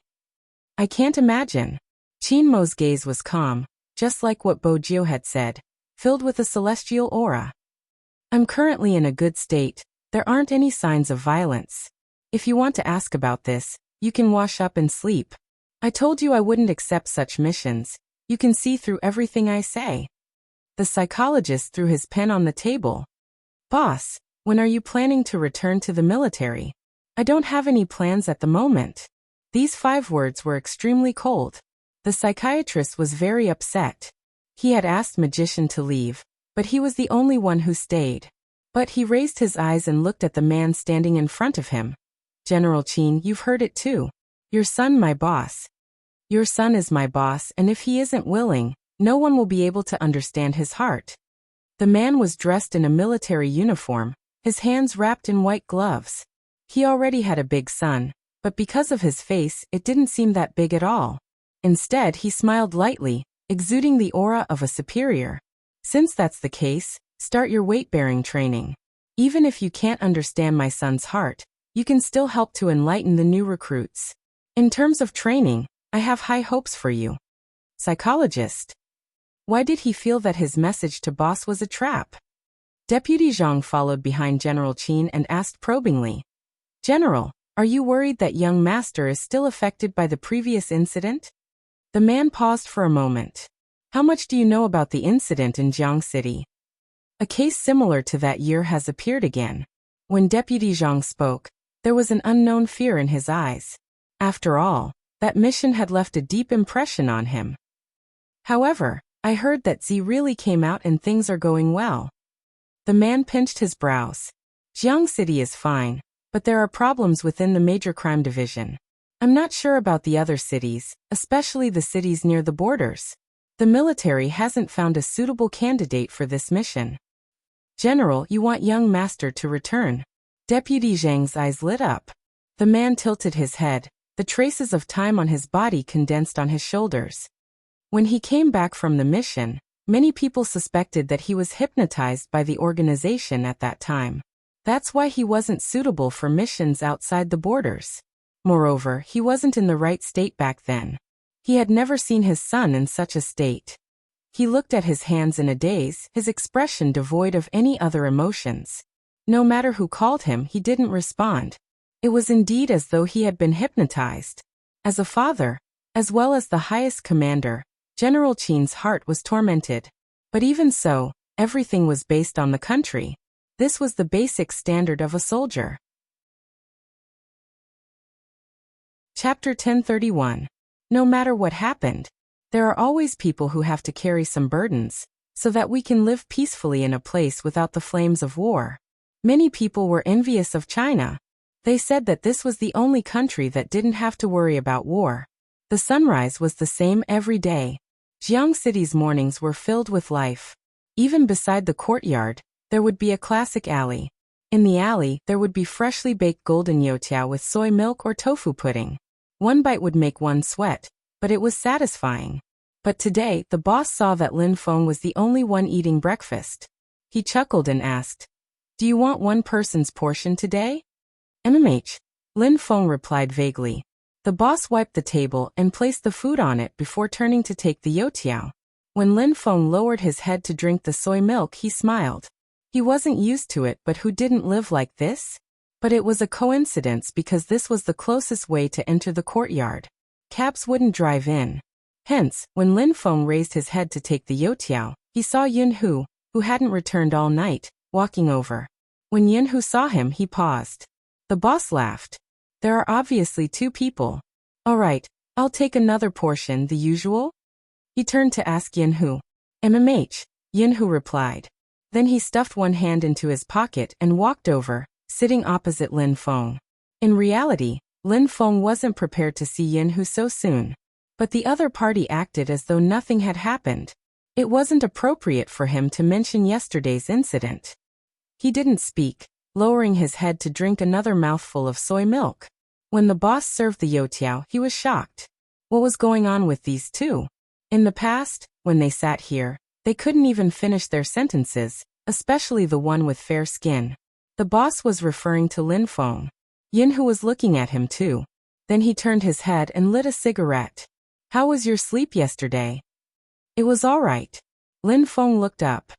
"Smoking the moment you woke up?" Yun Hu rubbed his eyes and smiled. "It's refreshing." When Lin Feng heard this word, he didn't know what expression to make. Indeed, he looked like he had been tormented the whole night. He could only smile. Otherwise, no matter what he said, he would end up like an idiot just like yesterday. Yun Hu watched his smile, lowered his head slowly, and drank a mouthful of soy milk. Just like before, the two of them sat at the same stall and ate breakfast, but the atmosphere was completely different. Perhaps Lin Feng also realized that he couldn't let the atmosphere get too awkward. He bit his fried dough stick and asked, "I heard from Auntie that you've already booked your plane ticket?" MMH. Yun Hu had always been a man of few words. "We'll be flying in 2 weeks. Lin Feng sighed. "The world of the top students. When you go there, remember to send me anything good. I'm not picky." At this moment, Yun Hu seemed to have recovered his composure. "I know." Lin Feng didn't say anything else. He swallowed the fried dough stick with the last mouthful of soy milk. After he was done, he stuffed his hands into his pockets and waited for Yun Hu. The two of them entered the courtyard together. When it was time to enter the house, Yun Hu paused. "You really aren't leaving the country?" "No." Lin Feng smiled. "Why?" Yun Hu, "Nothing." Lin Feng. MMH, that person last night. When he saw Yun Hu's gaze sweeping over, Lin Feng explained, "I mean, it's not bad, I can go overseas with you. They are more lenient in this aspect, but you have to be careful. Don't let your family scare Auntie and Uncle." Yun Hu didn't know why he laughed, but there wasn't a hint of a smile in his eyes. "Firstly, your evaluation of others is not bad. They are quite obedient." "That's good." Lin Feng's stomach no longer hurt. He reached out and patted his shoulder. "I wish you happiness. I'll go in first, I'm still sleepy." Yun Hu replied again. "All right." But he stood in the same spot without leaving. Lin Feng took 2 steps and turned back.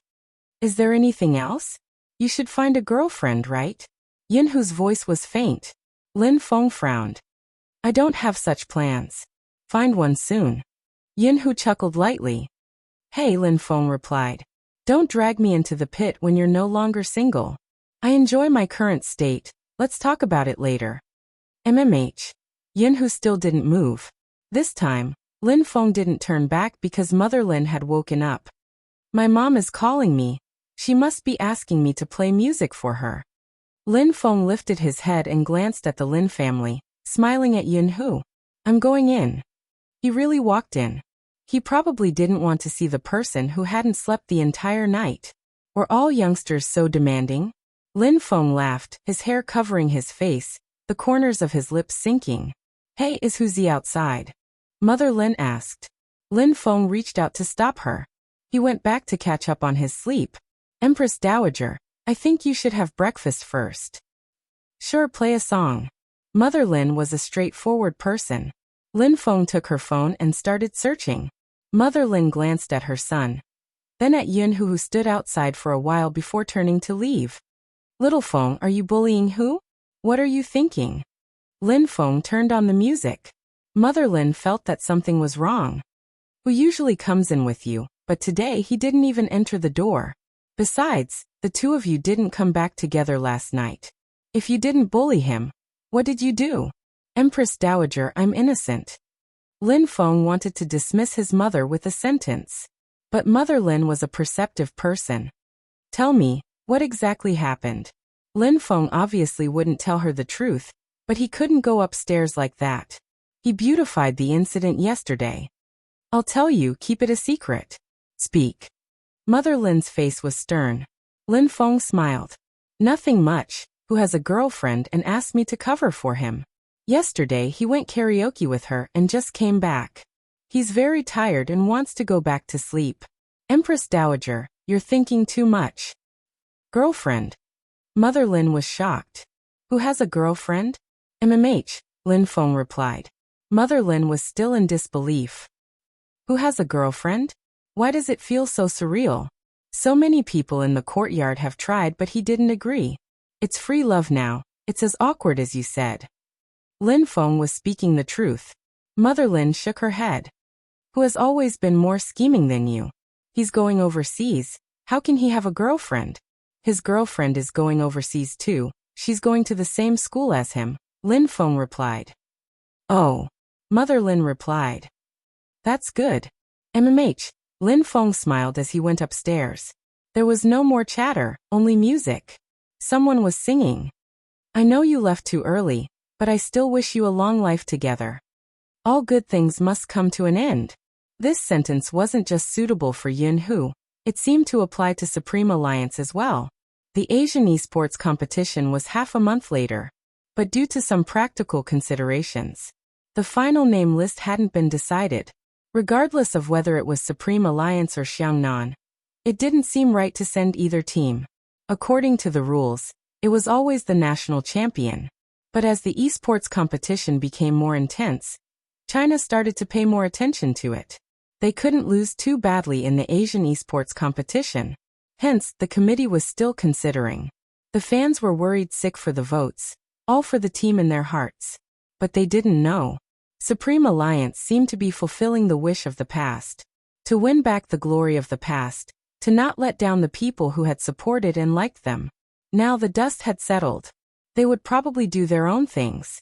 Feng Yi was the one who understood the current situation of the team the most. When the media came for an interview, he basically rejected all that he could. But there was still a video on the internet. It was a video from many years ago, when Qin Mo had just entered the esports industry and won the Best Newcomer King. Some people said that Almighty Qin was so tender, handsome and noble that it gave off a murderous aura. Can you tell us how you fell in love with gaming? This was the host's question. Qin Mo glanced at the camera. When I was young, there was a guy who loved to play games. Which means you came to play games because of that person. The host seemed to have caught the scent of gossip. Qin Mo's voice was calm but firm. Yes. For a moment, the host didn't know how to continue. She thought he would deny it, but he admitted it so readily. Hence, she was stunned. The video had awakened the memories of many old fans of Qin Mo. At that time, they had been wondering who the guy that their Almighty was talking about was. But from what their Almighty had said, they should be childhood friends. But for a childhood friend to become an esports player, this relationship was too unusual. Hence, they had searched within the industry and finally found Xiao Jing. That was how the Qin and Xiao couple came to be. But now that they thought about it, they always doubted the existence of that person. Almighty Qin's love life could be said to be lacking until Spadesy's appearance. They were even more suspicious that Almighty Qin had made up an excuse to avoid trouble. But the new fans didn't seem to know the reason, which was why the video became popular again. Someone even tagged Bojio. Big Spade, you have to watch Almighty Qin, he might climb the wall. Climbing the wall means breaking Almighty Qin's legs. It's impossible in this lifetime. So Big Spade, my condolences. But if you look again, the Almighty at that time was really young and arrogant. He's still arrogant now. When Big Spade is around, he's still very gentle. She was tagged on the official Weibo. Chapter 1032. On the screen was the Almighty's younger self. It was the fight at the Fifth Avenue. She hadn't taken a close look at the Almighty's appearance. Hence, her memory was filled with his proud and independent figure, as well as the time he had grabbed her wrist, the beautiful curve of his chin amidst the broken light. Now the Almighty from so many years ago was in front of her. Her attention wasn't on his cold and handsome face. Instead, it was on his words. When I was young, there was a youngster who loved to game. Which means you're gaming because of that person. Yes. When he said the last word, he looked into the camera. He looked like a youngster, with thin lips and a high nose bridge, his eyes so dark they seemed to glow. Bojio gulped. When they had been young, he hadn't gamed often and had spent most of his time with her. When she had brought the keyboard over, she had shown him the simple code she had written. It was a small game that could be operated by pressing the up and down buttons. Her heart had been filled with joy. Afterward, he had wiped her hands and told her that he could play with her, but she couldn't play with others. If she got dirty and rubbed herself against him, he wouldn't like it. This was easy to achieve. Hence, in the afternoon, she had plugged in the keyboard and set up a game target. The two of them had played the King of Fighters together. She could still remember his question. You like it? Immersing. At that time, she had been looking at his prideful and fair face and had blurted out that she liked it. She hadn't expected the Almighty to think that she liked the game. Bojio's fingers pressed down on the mouse, pausing on the interview. She rewound slightly and listened to the two sentences again. After listening to it 3 to 4 times, her lips curved upwards. She looked at the comments from her fans.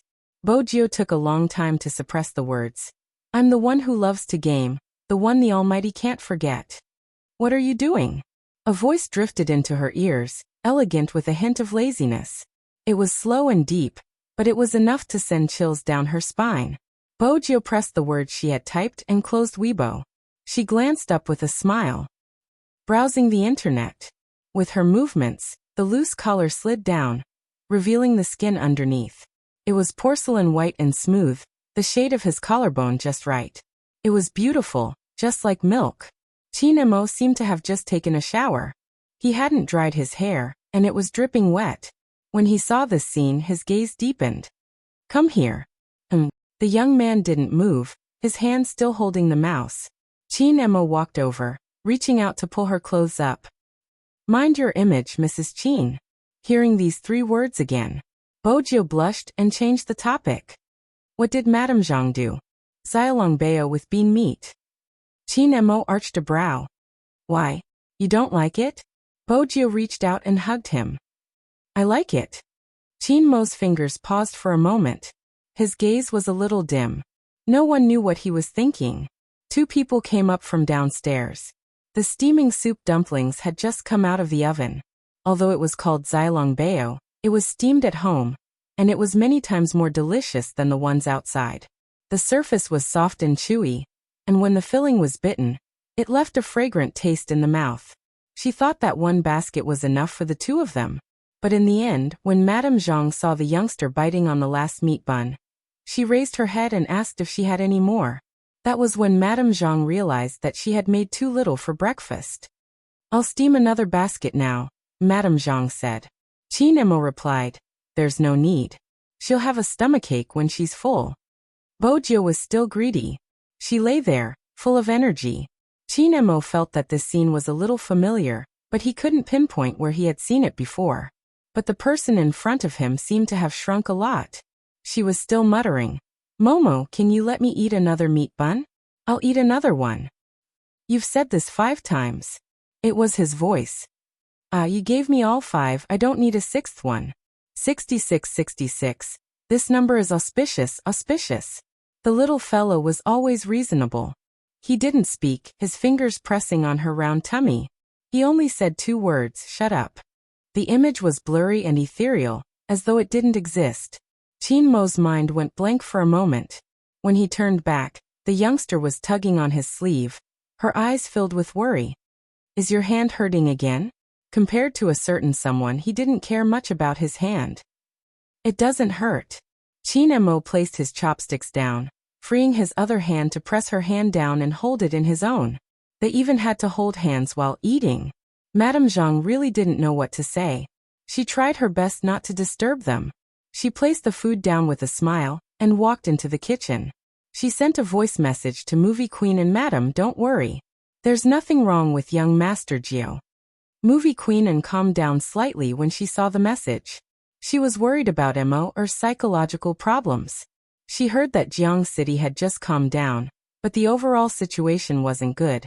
Even without her husband's words, Movie Queen could vaguely sense that something was wrong. Otherwise, that person wouldn't have appeared for so many days and even sent someone to protect her. Movie Queen was fine, but her son was the main problem. She was worried that the case from that year wasn't over. Time passed slowly, especially for a university. Ever since the live broadcast at the square, the police had their eyes on a certain university.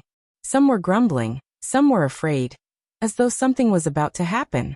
In the canteen, many were discussing it. Fan Jia, why don't you look afraid? Someone asked the student beside her. Fan Jia chuckled. What's there to be afraid of? Which student in a university isn't outstanding? The police are probably anxious to solve the case. That's why they believe the comments online. Besides, this has nothing to do with us. After hearing what she said, someone frowned. I don't think it's completely unrelated. Don't you watch the news? That person has done so many terrible things. Not only did he encourage others to commit suicide, but he also instigated others to infringe on copyright. In the end, he even killed the original author. Isn't that a terrible thing? What we need to do now is to cooperate with the police. Honestly, regardless of whether it's someone from a university, I hope to catch the culprit as soon as possible. I have a feeling that the culprit is inhumane. Chapter 1033. There are so many murderers in the world. Why aren't you so righteous? What's wrong with you today? Fan Jia chuckled lightly. I only said 1 sentence. Why did you say so much? The girl glanced at her. There are many murderers, but no matter how many there are, it's still wrong. Besides, this isn't about righteousness, it's the foundation of being human. Heh. Fan Jia chuckled. Alright, it's something so far away. Why are you thinking about it? Fan Jia isn't wrong. Ever since Z's livestream, the police have been investigating every day. It's so annoying and the others are brainless, messing up the school. Do you think Z has a grudge with the murderer? He didn't kill him. Why is he so meddlesome? Everything was fine at first. Everything was fine. The girl stopped eating, her brows furrowing. She couldn't understand what was wrong with her 2 classmates. Wasn't it right to arrest the murderer? If it hadn't been for the live stream, the murdered author wouldn't have been able to seek redress. If it hadn't been for the protection of the police, the murderer hiding in their school would have acted long ago. They wouldn't have known who the next victim would be. If it hadn't been for everyone's combined strength, some truths and grievances would have been buried in the darkness forever, never to see the light of day. Why did all good deeds have a different flavor when spoken by 2 people? The girl felt a chill in her heart. It was an indescribable chill. She even questioned herself why people were like this. For example, the girl who had advised her just now. She had been bright and innocent when she entered school. Even though she liked to go with the flow, she hadn't said anything like that. What did it mean to have a grudge against the murderer?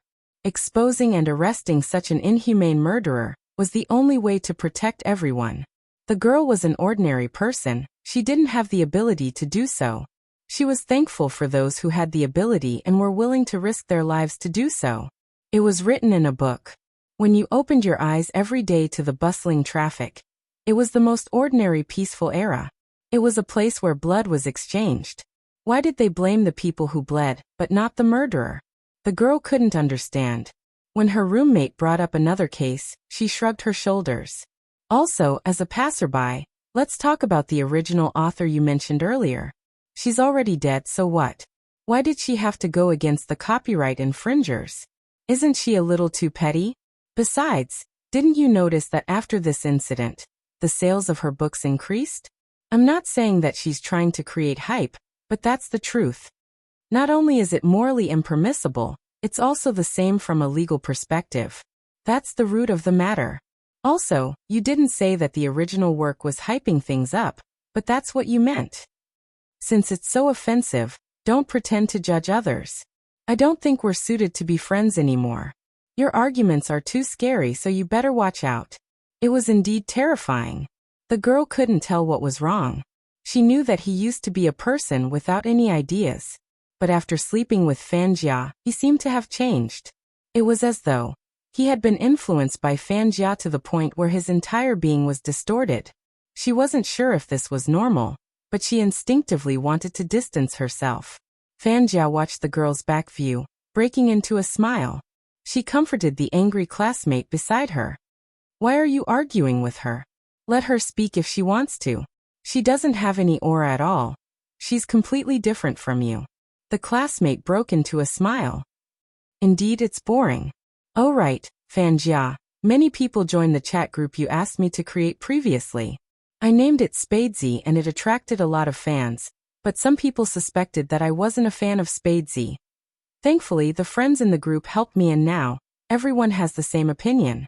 You're too smart, just a few words and they change their minds. That's how it should be. Some people have nothing better to do. If they want to kill someone, then so be it. What has it got to do with us? I had the same thoughts as you. That's why I asked you to create the group. But you have to understand that some people are troublesome, hence, it's better to keep the group a secret. Fanjia's mood finally lifted. We have to clear a university's name. That's right. The classmate was filled with fighting spirit. Helping a tyrant to do evil had become a way to clear their name. In reality, if it wasn't for such people, Fanjia wouldn't have known how to escape. The crime squad that Z had recruited made it impossible for her to do anything else.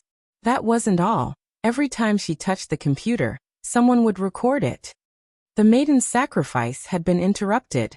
Not only had she lost 2 helpers, but she had also lost the endless supply of goods. Her brother's plan back then was to control people's thoughts and make use of them. She majored in psychology, just like Chin Mo. She could tell a person's thoughts from their actions.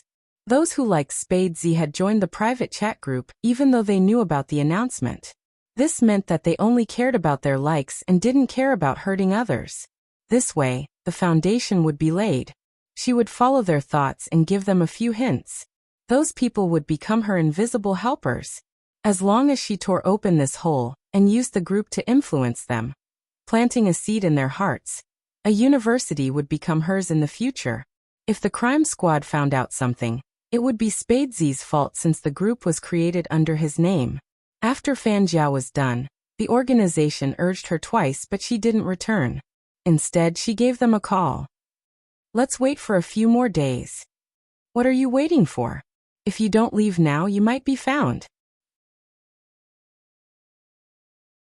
Chapter 1034. Your brother hypnotized Chin Mo? That person was in disbelief. Chin Mo has always been an expert in psychology. That's why he was the one who solved that case. After all, they were both studying abroad. Your brother's grades were always lower than Chin Mo's. That's the truth. Besides, the Chin family has been the same for generations. They aren't affected by external factors. How could your brother hypnotize Chin Mo? Fanjia, it's true that we're working together, but don't you dare use your tricks on me. Fanjia knew that ever since Z had appeared, the old man had been afraid. He had been cautious when helping her and now, he was even giving her a warning. This is such an important trump card. Do you think I would lie? Fanjia stood in the darkness, her eyes looking into the distance. She spoke slowly. I have Z to thank for this. If it wasn't for her, Chin Mo wouldn't be in so much pain.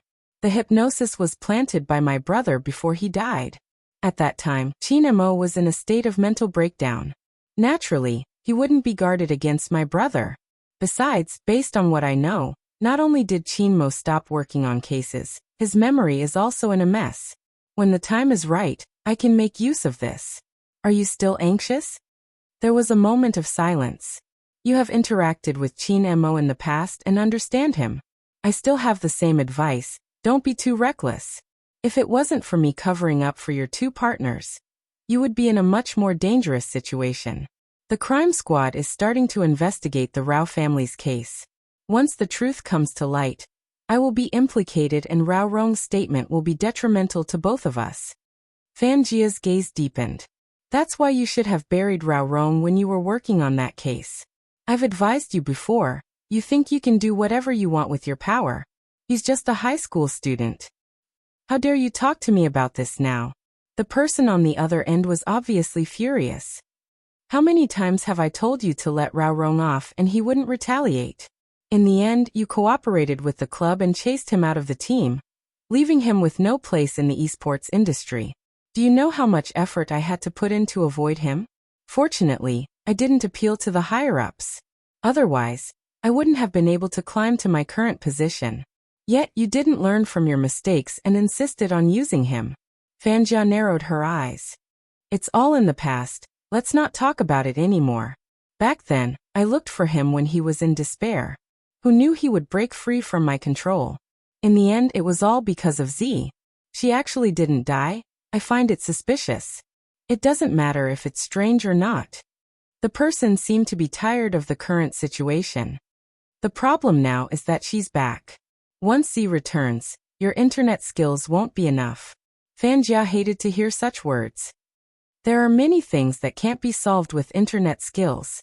No matter how impressive Z is, she can't guarantee what others think. I've been in a university for so long, I'm prepared. Didn't I say that even if I leave now, the seeds I leave behind will sprout in some people's hearts? What did you do to the people in a university? The person on the other end frowned. We had a deal when we cooperated. You can't be like your brother. Fanjia laughed. I said, how can I not be like my brother? How can I make use of everyone around me? Didn't you know from the start? It's too late to act surprised now. It wasn't just a university. There were many 14-year-olds. I have to thank them, otherwise my plan wouldn't have gone so smoothly.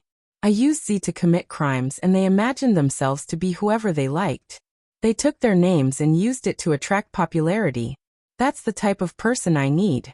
It's much easier to control now compared to my brother. After all, no one is clean, including you. You. The person on the other side of the phone was furious. For a moment, he regretted working with the other party, but he had already come this far. He could only move forward and not retreat. Forget it as long as you are confident. Fanjia's gaze dimmed. Of course I'm confident. Rao Rong wasn't around anymore. She could create another Rao Rong. It was time for the youngster who liked to stick to Chin Mo to suffer. 10 p.m. at the Chin family's house. In order to show her sincerity, Bojiu fished out her wallet and placed it on Chin Mo's hand. The Almighty sat on the sofa with one hand wrapped in bandages. There was a book on Sun Tzu's Art of War, and a pot of tea on the table. Bojiu always said that the Almighty had an immortal aura around him, and it wasn't without reason. The moment he sat there, he looked like a noble young master. When he saw the wallet the youngster placed on his hand, Chin Mo arched a brow, his gaze calm. What's the meaning of this? Are you flaunting your wealth? Bojiu laughed, stuffing a hand into her pocket. She lowered her body, a mischievous smile on her face. Brother Mo's sugar daddy. Chin Mo paused. Bojiu smiled brightly, waiting to see his reaction. It was a pity that Chin Mo was still scheming. You're giving me too little. A few hundred isn't even worth a meal. Do you know how much it costs outside? Bojiu arched a brow. There's a market for that? What else? Chin Mo's long fingers tapped the wallet. Bojiu knelt down, a smile on her face. Brother Mo, how much is it? $1 million for a meal, Chin Mo replied calmly. Bojiu muttered. That's too expensive. It was better to just kidnap him. Tell me, what do you want with your wallet? Chinemo fiddled with the wallet, something flashing past his eyes. Bojio stood up, dressed in a pure white shirt and long pants. With her silver hair, she looked like a prince that had fallen to the mortal world. I want to settle some matters at home before I head overseas, in case someone bullies Madam He when I'm not around. I'll leave my identity card with Brother Emo to prove that I'm a legitimate pretty boy.